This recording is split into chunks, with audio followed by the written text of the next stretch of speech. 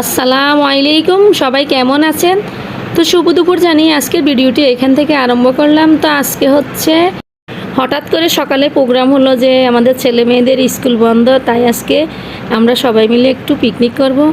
তো যেমন কথা তেমন কাজ। তো সকালে নাস্তা খাওয়া দাওয়া শেষ করে এরপর আপিপর বাবাকে বাজারে পাঠিয়ে দিলাম সবগুলো জিনিস নিয়ে আসতে। তো রান্নার প্রস্তুতি করে এখন মুরগিগুলো সব কেটে কুটে ভাজি করে আমরা কিছু গ্যাসের চুলায় রান্না করলাম আর বাকিগুলো মাটির চুলায় রান্না করলাম। তো গ্যাসের চুলায় রান্না করার কারণ হচ্ছে দুই জায়গায় দিলে রান্নাটা তাড়াতাড়ি হবে। রান্না তো অনেকগুলো রান্না, তো এখানে মাছ টমেটো ডিম দিয়ে রান্না করলাম আর হাড় গিলা কলিচা বুটের ডাল দিয়ে রান্না করলাম। তো মুরগিগুলোকে ঝাল ঝাল করে মাখা মাখা রান্না করলাম, দেখে যেমন লোভনীয় লাগছে, খেতেও খুব অসাধারণ লাগছে।